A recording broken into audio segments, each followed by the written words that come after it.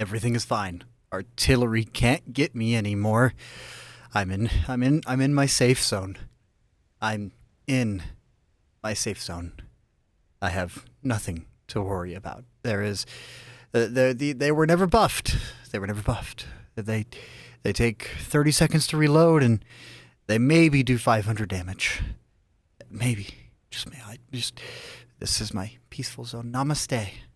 Namaste. Hello everybody and welcome back to the channel. I've been putting some matches in my Torvagen just because this is a tank that I want you guys to know about before it's potentially gone on Tuesday. I want you to know that this tank is a must-have inside your garage. I personally find the Torvagen to be equivalent to the low or even the T-34. And whenever you take this out, I actually feel like this is one of the best Tier 8 hull-down fighters. I'm comfortable going up against Tier 10s. I'm comfortable inside my own tier. I'm comfortable in stressful situations. Until artillery gets to take a look at my top armor and then two-shot me with 25 millimeters in the rear, 30 millimeters in top, and then around the side of the tank. And then your 70 millimeter frontal plate, and normally whenever it arcs, it lands on that frontal plate or the top notch, and it just outright penetrates for 1,000 damage. 50 millimeter sides. No, it's not 50.2, but it's 50. It's that perfect number. 100 millimeter lower plate. Honestly, this thing is just an armored menace. 260. It is just really good tank, and I'm surprised that I don't see more of it. Anyways, I took some time out to get some replays inside this tank. I wanted to be really specific in what I was going for, and to be honest, I'm kind of happy of what I got my hands on. So let's take a look at a couple of these replays. I'm going to go over why I recommend to get your hands in this tank, and maybe why not. Then again, this thing only comes around once a year, so I do recommend to get it for yourself. So starting off, we're going to be taking a look at a match over on Himmelsdorf. This match is up against Tier 10s. I wonder if I ever show off the list inside this one. I think I was reading something as this one was loading in. But this is one of those tanks that I'm surprised they haven't dropped the base variant of the tank into the game. Whenever it comes down to like a balanced release in the game, Torvagen takes the cake. I don't think this thing is bad. And I don't think this thing is exceptionally, outstanding. It's got its drawbacks, but it's also got its pros at the exact same time. This tank, it is kind of a one-trick pony, but the one trick it does, it is extremely good at. If you end up in any hull-down situations, you're going to be absolutely loving it. The one thing that kind of gets me whenever I think about the Torvagen, though, is the fact that it uses APCR and APCR. So in situations like that, like right here, I would rather load heat because I'd be able to go through that forehead with 270 heat on the CS63. He's in a perfect spot where his hatch is covered, so there's not exactly a whole lot I can do against him right here. So since it's APCR and APCR, I do feel like there is a little bit of a hindrance there in terms of like what it's capable of, but it makes sense on why it's done like that because you are extremely heavily armored. I do sit here for a little while, so we're going to fast forward a little bit to where I jump into the next section. The CS63 rushed up, so I jumped around a little bit of a curve there. We got a couple of replays to go over, so I don't want to sit here too long. And right there, I should have known the CS63 armor model, but it's something I haven't studied a whole lot as of recent, so I shot into his spaced armor in the rear there, sort of pull forward. What's super nice about this tank is that in terms of close quarters brawling, it's one of those tanks that it will surprise you. The weak spot is not the lower plate, depending on how you're fighting in close quarters proximity. The weak spot on this tank is actually the upper plate that's 70 millimeters thick, because you got that 260 millimeter lower plate Well, mid plate, not lower plate. Your actual lower plate is 100 millimeter stick at a decently slanted angle. I'd say in the range of a 45-degree angle down below you. So you can easily peek corners and bait shells into this about the same angle that I'm at right now, which is exactly what I'm doing. The IS-7 shooting into the top plate, probably trying to catch out the side armor on the inside to track it because it does kind of overextend, but I'm using a little bit of the rubble popping out as cover. But the one thing about this tank that makes it so much fun is you take it into certain situations and you're comfortable. Even against tier 10s, I don't mind trading with tier 10s inside this tank because there's moments whenever I feel like it doesn't matter in terms of how much I take compared to what they take, because I can pin them nonstop with, what is it, 248 standard APCR pin and then 297 premium. And at 500 meters, you're looking at 200 pin value at 500 and 230 on the premium round. So there is a very massive drop-off, a little bit more extreme than other tanks in terms of the APCR in this tank, in terms of penetration to distance. So you kind of find yourself in a tank that likes to play the mid-range. This tank at the mid-range is an absolute monster.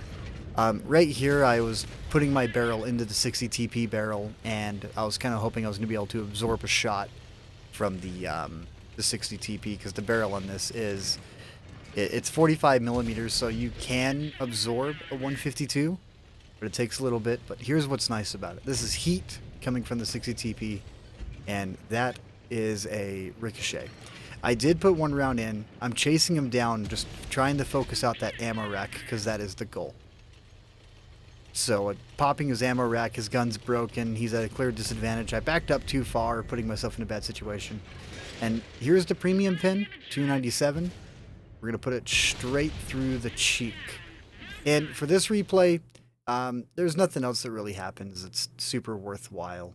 But top of the team, taking on 2 tier 10s, supporting another tier 10, and feeling like you're capable of participating inside the match. First class mastery badge. Honestly, I'm super ecstatic about my marks inside this tank because it just feels extremely good. And believe me, it is extremely good. For the next free play, we're going to be taking a look at Erlenberg. You know, the hull down fighting that you do over on the left side of the map. And a little bit of pressure you like to put down in D9, or even maybe pushing into like B0 and handling B0 instead of a really heavy-duty hull-down fighter. A lot of people inside this tank, they would probably much prefer to go to B0 and play in that top section, because that top section is extremely nice. The 10 degrees of gun depression to 7 degrees of gun depression, even to 5 degrees of gun depression over in that B0, B9 area. But the Torwagen is built in such a way that I like to push it into situations that otherwise you would not want to be in inside most tanks. For instance, like my Chrysler K, I would completely avoid going into the D9 position because, you know, I lack the gun depression. I have the armor, but I lack the gun depression. But it's also a very high-profile tank that whenever you're in there, you stand out so much, and it's really hard to utilize those really small hills.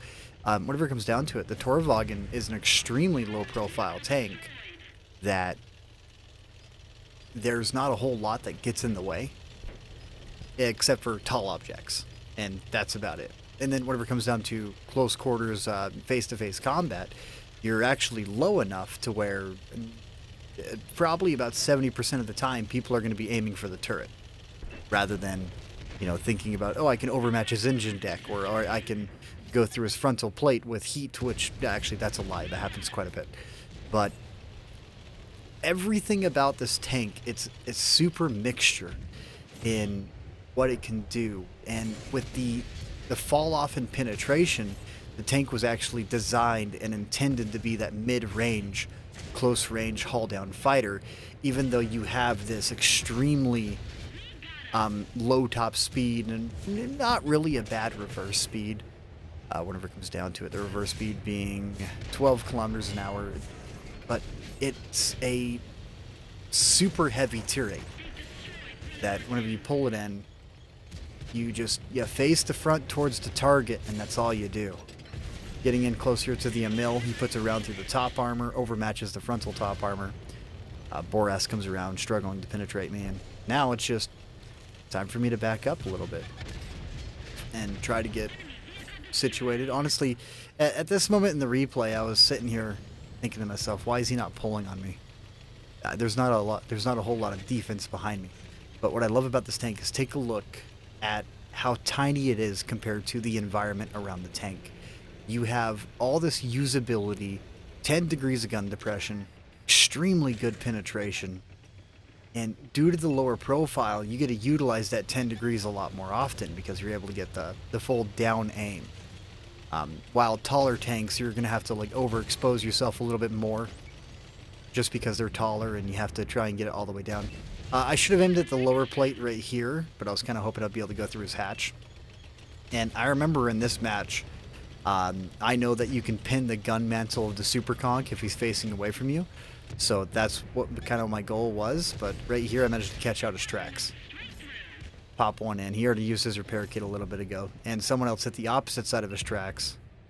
And then retracked him on top of it. And there, we're going to put another one in. He's not moving. I don't know why. I looked at my mini-map. I see the Sergeant Slaughter rushing in. So a little bit of a flip right here. And now... It's a tank that you kind of have to take a guess and move early. Gonna pull. He got too close. And another thing that's nice about this, I've said a lot of things that's nice about this. The side armor on this is at a little bit more of an extreme angle. So those RBRTers, they're gonna find themselves cracking into that side armor at that extreme angle in close quarters combat, expecting it to pin because normally it does pin. But against this tank, sorry. But no. This is the Torvagen that you got to deal with. Here in a couple of seconds, I'm going to die on this one, and then we're going to go ahead and jump into another replay. But this is kind of showing off what the tank is able to do in these close quarter situations. I mean, don't get me wrong. It's not exactly a super great interpretation of the tank, just because it didn't ricochet a whole lot. But it was capable of delivering damage at an effective rate. Just because I can, and because it's here, I feel like showing off a little bit of a section inside of a match that I saw inside of my Progetto 54 a little bit earlier, doing a full drop down. I mean, I full sent it off that hill. But this guy right here in the AP AIM X30, I pulled up. He backs up. I'm not going to pull in. I'm done pulling in. I have been getting this guy shot nonstop all game. That's like the third time he's been spotted by me after doing something super dumb that would kill most players inside this game. Most of the time, you don't see people just full send it off of a hill, sacrificing a little bit of HP to get better maneuverability on the map to just get out of the range of fire and everything on the right side. But that's exactly what I did. And due to this, we actually brought this match back and completely encircled the enemies in one. But right here, pull up to the right side, he quit.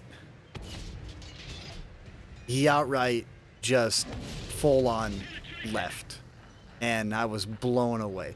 I mean, I'm pretty sure he was irritated because he got forced back like 3 times.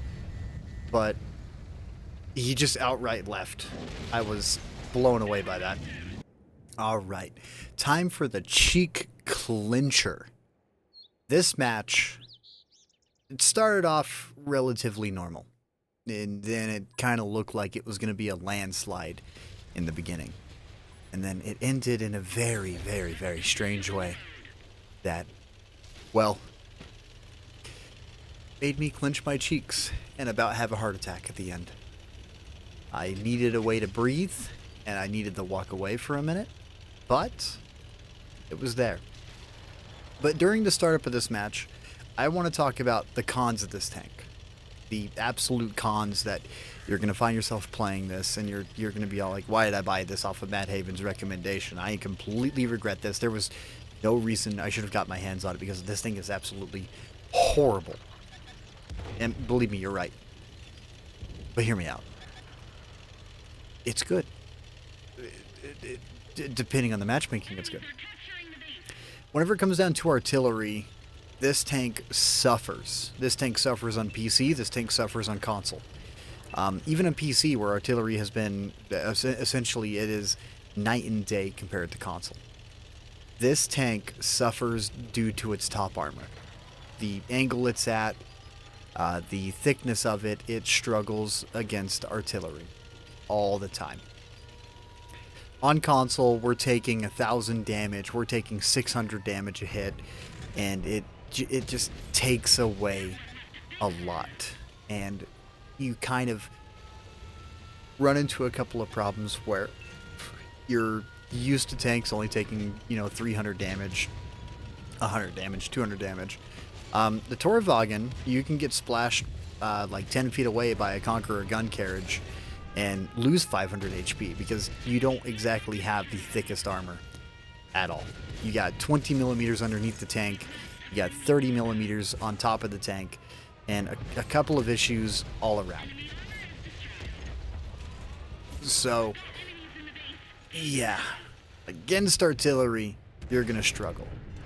The second con of this tank, while I said it's a great mid-range, close-range fighter, it is not great when it is solo. If you have another tank that's going to be teamed up with you, that's going to help complement your reload, honestly, any tank complements this thing's reload.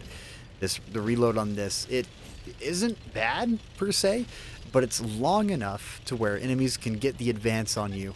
They can pull in if they're willing to take the damage, to full send it, to chase you down, and not really care about the consequences that is going to be coming after them, later down the road. Depending if you're ready or not. Then you have the hatch. Well, the hatch doesn't exist until they overmatch it, because the hatch on top of this tank is 30 millimeters. And I have noticed that sometimes whenever they hit the module on top of the tank, if they're using AP, it's going to normalize and then pin the upper armor, which is something I need to test out a little bit more because I'm not 100% sure if that's what's happening or not. But they'll hit the module on top, and it almost looks like, based upon my experience with it, that the normalization of AP with the 5-degree readjustment, it immediately just goes into the top armor on top of this. But honestly, if you're facing someone flat on inside this tank and you're facing them not utilizing gun depression or anything else, you're not playing the tank right. So it's kind of a very rare situation for it to happen. Another thing about the tank is the turret. Whenever you're playing this tank, you need to make sure that your turret is always facing the target that you're engaging, and you always want to make sure that you limit your exposure inside of the open areas. So you do want to go after a little bit more enclosed fighting on the long side of the hills rather than going over the top of the hill. Going over the top of the hill in general is a bad idea. You shouldn't be doing that at all. Right here, I should have aimed for the side turret. I had a perfect shot in the side turret, but I kind of wanted to see what would happen if I put the 200 mil pin into his top plate, because I mean we were winning just a moment ago, and now it's starting to look a little bit bleak. And here's a little bit of the issue: hit the tracks. The RNG starting to go down the hill. Then again, the gun on this, you need to give it time to aim. You're going to be spending 4 seconds aiming this gun, but once you're aimed in, it is amazing. Accuracy during rotation, 2.34. Absolutely horrendous in every single aspect. Accuracy during movement, 1.56. Not bad. But accuracy during turret rotation, 2.34, is awful. Like, as you look left, as you look right, take a look at how much this blooms out whenever you're looking around. It is outrageous how much this thing blooms out as you move and rotate. Here, I'm willing to accept the damage coming in from the Tiger P, because I don't want to expose myself against the prototype, and I'd rather have a tank that takes 7 seconds to reload rather than 4 seconds to reload like the Panzerjäger to pin me. So it's kind of a trade-off in terms of damage output, allowing that to go down to a second left. Now, in a situation like this, I was kind of hesitant. I was thinking, should I push? Should I stay? If I push, I'm outnumbered. The Samwa SM is an autoloader. You know, it's a 6-round autoloader, 300 damage a shell. So I was kind of thinking, you know what, I don't feel like pushing that right away. You can see I'm kind of hesitant. I want to go in. I see the Tiger P, and I'm all like, you know what? Sorry, the Strum Tiger P to my left, because I sitting here thinking he's got a big gun. I need to make sure I help him out a little bit. Put a shell down range into the Tiger P. But I'm thinking, do I want to pull in with him? Do I want to go? I'm more fixated on the hit points that they have and the fact that it's going to take me 4 shells to kill them, and the fact that that's an autoloader in a T-28 prototype, which a lot of people talk mad crap about the T-28 prototype. But let me tell you now, that thing is it's scary, man.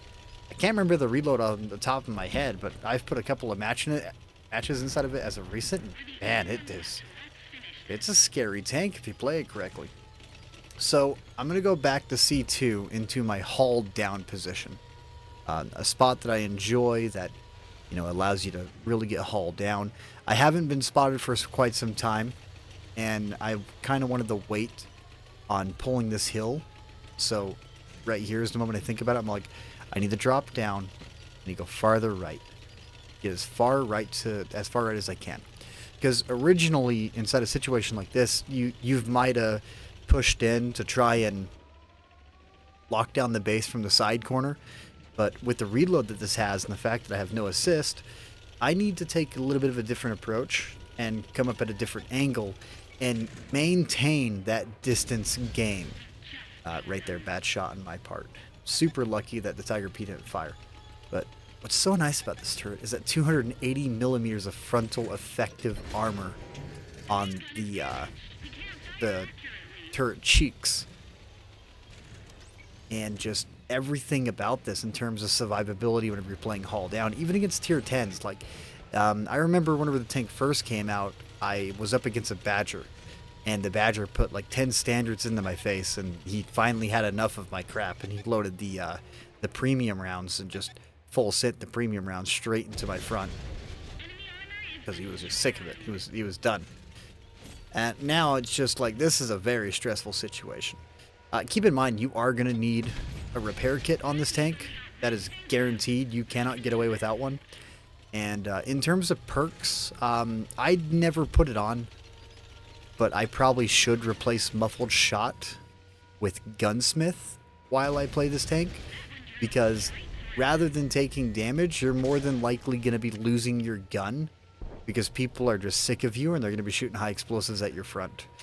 And right there. What's so nice about this match is the fact that I fired 17 standard rounds, and I only went to premium whenever I felt the need to go to premium. 7 kills, 1 versus 3, essentially 6,000 damage dealt, 384 assisted, 2,260 blocked, 21 direct hits, which honestly, like whatever direct hits means. You know, I've seen that number in the thousands before, which is kind of a little bit redonkulous, but it is what it is. Anyways, I just wanted to bring the Torvagen to your attention because to me, this is a tank that it deserves a little bit of recognition until the artillery peeks its ugly mug over the top of the hill as you're behind the hill and it still lands on top of you, dealing 1,000 damage. Anyways, guys, thank you for watching. I hope you enjoyed this. Go buy the Torvagen before it is gone, because you are going to enjoy this tank. I don't think it's bad. Do I recommend vertical stabilizer on it? No, it's slow.